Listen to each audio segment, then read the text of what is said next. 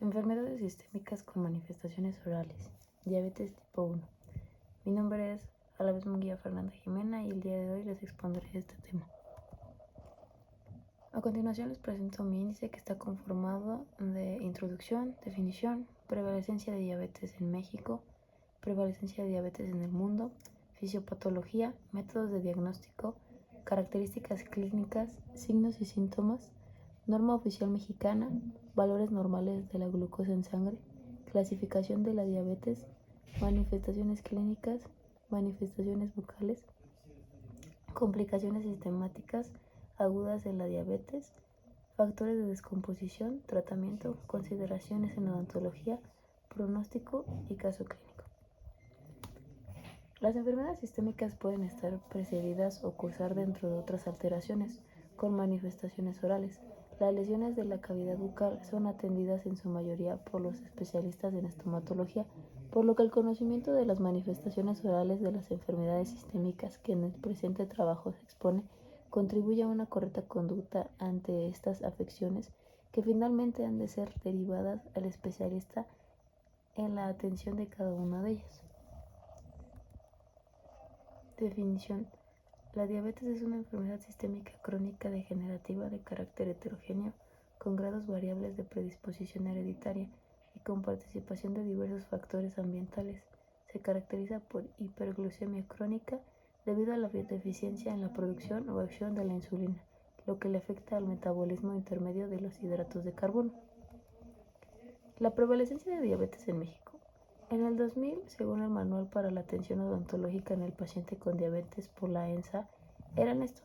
La prevalencia de la diabetes en México se dividía de 0 a 100, en el cual se encontraba presente un 89.1 que desconoce que tiene la enfermedad y un 10.9 que sabe que tiene la enfermedad.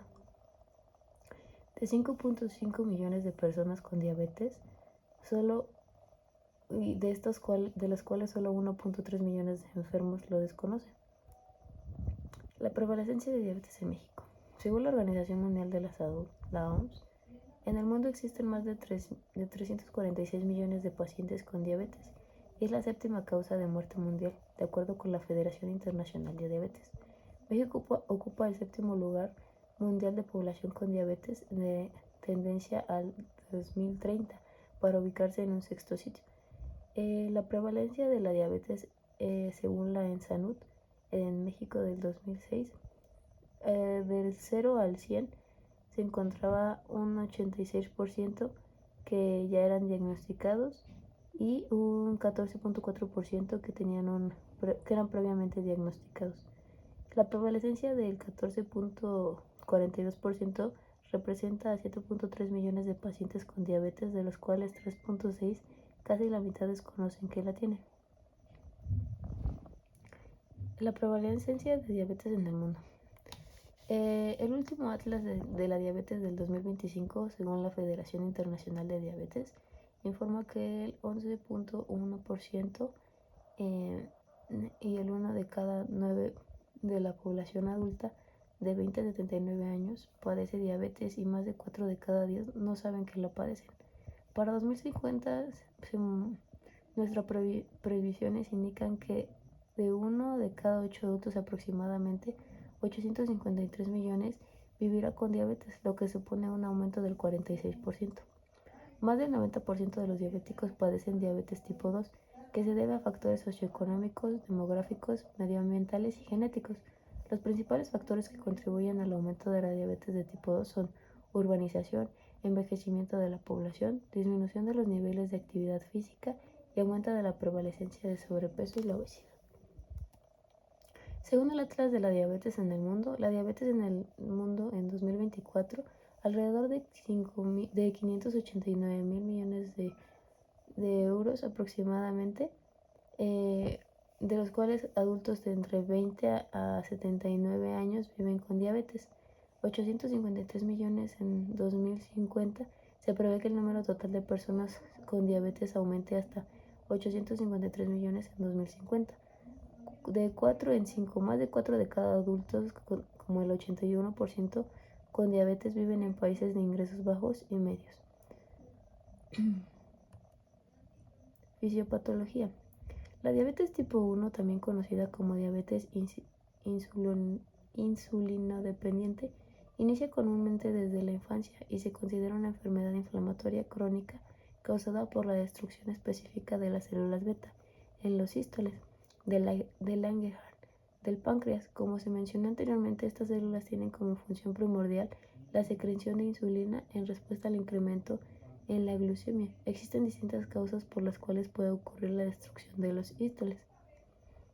La destrucción específica de las células beta se divide del 80% de los individuos se detectan anticuerpos contra antígenos citoplasmáticos o membranales. La fibropatología, virus, agentes químicos, autoinmunidad cruzada o incluso una predisposición genética.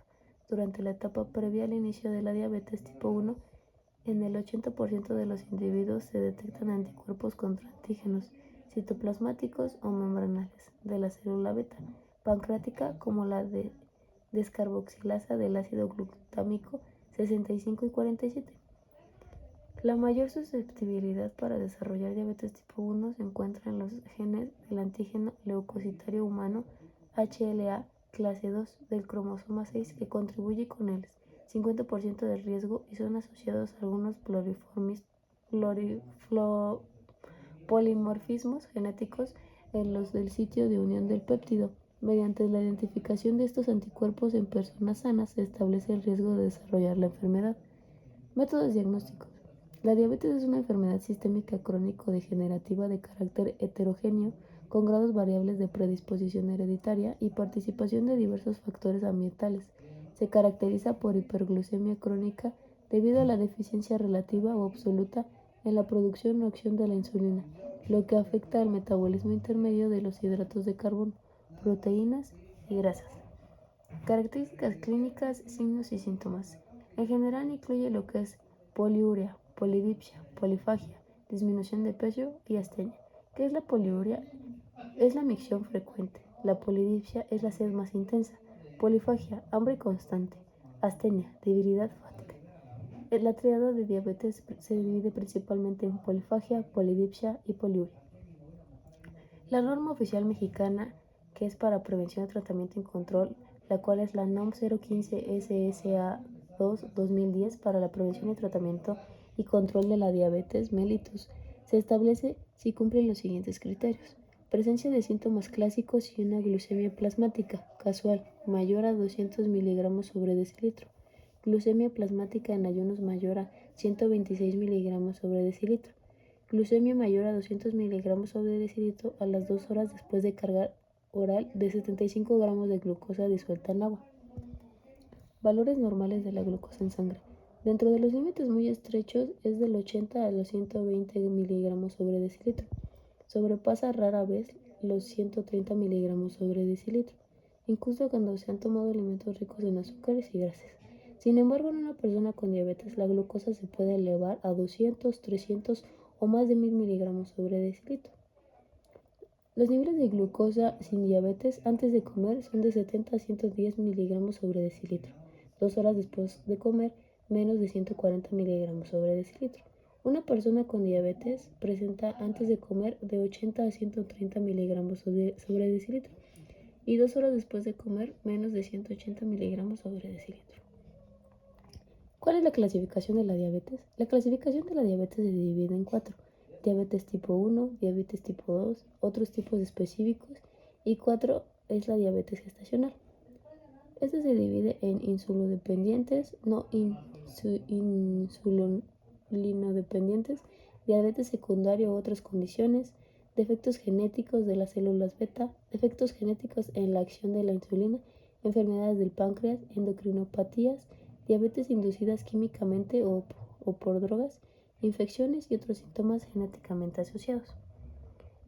Los tipos de diabetes mellitus, aquí podemos encontrar lo que es sano, diabetes tipo 1 y diabetes tipo 2. La insulina, cuando el paciente se encuentra sano, puede ingresar a la célula la glucosa sin ningún problema y los receptores de insulina se encuentran aptos. En la diabetes tipo 1, empieza a encontrarse la falla en la producción pancreática de insulina.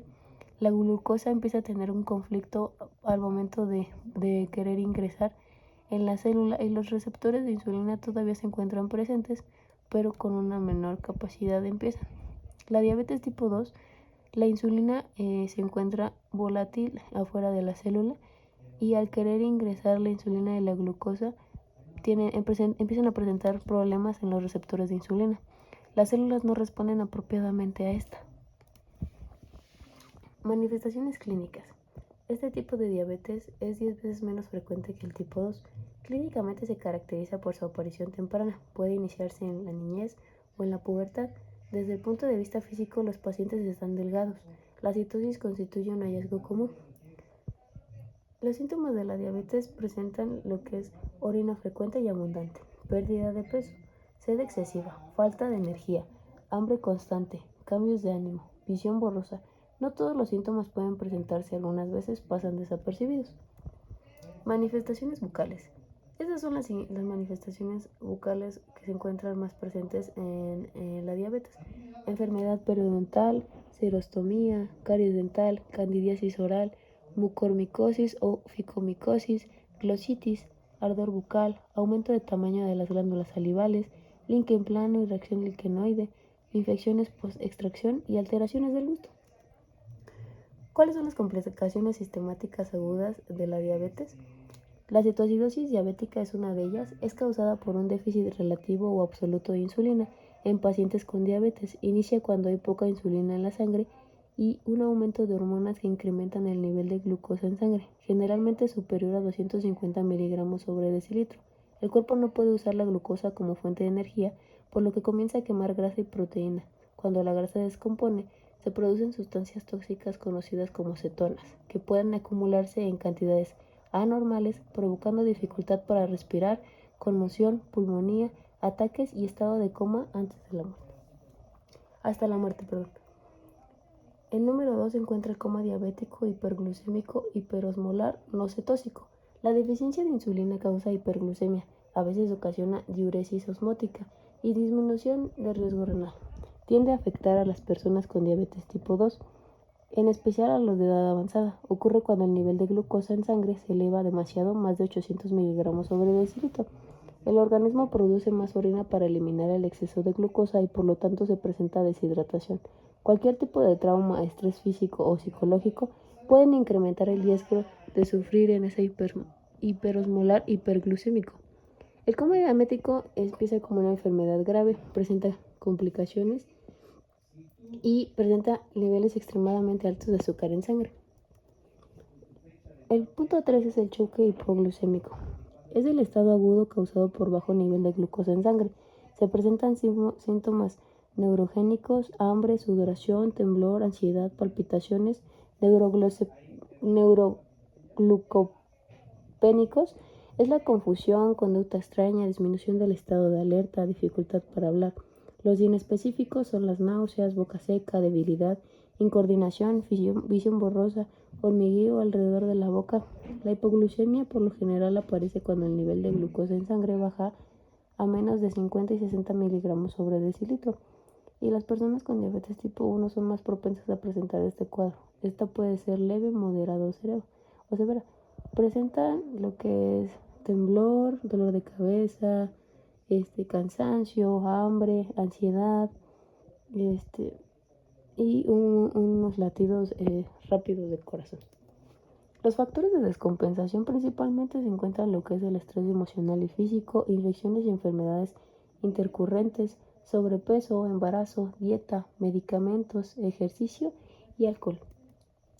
¿Cuál es el tratamiento? El tratamiento de la diabetes tipo 1 comprende lo siguiente: tomar insulina, contar los carbohidratos, las grasas y las proteínas, controlar con frecuencia la glucosa sanguínea, consumir alimentos saludables, hacer ejercicio con regularidad y mantener un peso saludable. El objetivo es mantener el nivel de glucosa sanguínea lo más cerca posible del nivel normal para postergar o evitar las complicaciones. Por lo general, el objetivo consiste en mantener los niveles de glucosa sanguíneo durante el día, antes de las comidas, entre 80 y 130 miligramos sobre decilitro. De 4,44 a 7,2. El valor después de las comidas no debe superar los 180 miligramos sobre decilitro 2 horas después de comer. Consideraciones en odontología. La relación de la diabetes y la salud bucal es importante que el odontólogo oriente al paciente sobre la interrelación entre las enfermedades sistémicas y la salud bucal, de tal manera que los pacientes comprendan que la diabetes puede aumentar la intensidad de enfermedades bucales y que la desatención a la salud oral y el desarrollo de infecciones puede complicar el tratamiento de las enfermedades sistémicas. Pronóstico. Aquellos pacientes que tienen diabetes mellitus tipo 1 y sobrevivir un periodo de 10 a 20 años sin tener ningún tipo de complicaciones fulminantes tienen una alta probabilidad de mantener una buena salud. Hay otros factores que pueden afectar los resultados a largo plazo, como el paciente, la sensibilización, motivación y el nivel de inteligencia. La morbilidad y la mortalidad asociada con la diabetes están relacionadas con las complicaciones a corto y largo plazo. Tales complicaciones incluyen las siguientes: la hipoglucemia de los errores de gestión, aumento de riesgo de infecciones, las complicaciones microvasculares, por ejemplo, retinopatías y nefropatía, y a complicaciones neuropáticas, enfermedades macrovasculares. Caso clínico. A continuación les presentaré el caso clínico de un paciente, el cual es femenino de 57 años. Su diagnóstico de diabetes fue hace 5 años, diagnosticado a los 52 durante hospitalización. Su tipo de diabetes es tipo 1 autoinmune, detectada en contexto de COVID. Motivo de diagnóstico: su alimentación es inadecuada y empieza a presentar una mala dieta. Su control médico y tratamiento. Los últimos estudios realizados hace aproximadamente un año. El control metabólico actualmente con metformina bajo control parcial. La medicación actual es metformina oral. Sus hábitos y estilo de vida: dieta restrictiva en azúcares, evitar alimentos que aumenten la glucosa, sin consumo de alcohol o tabaquismo informado. Sus síntomas y antecedentes. Sus síntomas oculares o orales asociados no refieren problemas bucales previos a diagnóstico. Sus síntomas posteriores, dolor óseo ocasional, lo atribuye a la diabetes. Las lesiones orales actuales, posiblemente ardor o sensación de lengua cargada, según fotografías, y se observa lengua con áreas oscuras y con inflamación de las glándulas. A la revisión de hallazgos orales. Las imágenes muestran lengua con pigmentaciones azuladas, fisuras y posible glositis romboide, manchas medial, especialmente visibles en la superficie dorsal de la inflamación de las glándulas. Hay restauraciones dentales visibles y apariencia general de encías no inflamadas. Esto podrá corresponder a la lengua fisurada o recubierta propia de diabéticos. Presenta hiposalivación y alteraciones de mucosa bucal frecuentes en diabetes tipo 1 y están mal controladas. ¿Cuál es el plan de manejo y recomendaciones para este tipo de pacientes? Principalmente es la evaluación dental completa, incluyendo radiográfico y examen periodontal para descartar gingivitis oculta o periodontitis. Las personas con diabetes deben visitar al dentista al menos cada 6 meses. Un monitoreo metabólico. Realizar una hemoglobina y función renal y vascular. El control óptimo es clave para prevenir complicaciones orales y sistémicas. Higiene oral rigurosa, cepillado con pasta con fluoruro, uso de hilo dental, raspado de lengua diario para reducir placa y halitosis, hidratación y cialogogos, estimular saliva si hay boca seca, usar enjuagues salinos o chicles sin azúcar. Si hay ardor o dolor en la lengua, descartar lengua quemante, neuropatía, candidiasis o glositis. En caso de candidiasis, considerar antifúngicos tópicos. Intervención interdisciplinaria. Coordinación entre médicos, internistas, endocrinólogo y dentista para optimizar el control glucémico y la salud oral. Educación sobre nutrición y estilo de vida. Continuar dieta controlada, sin exceso de azúcar, ejercicio regular y evitar alcohol y tabaquismo. A continuación les presento la bibliografía de la cual me basé para esta investigación. Gracias.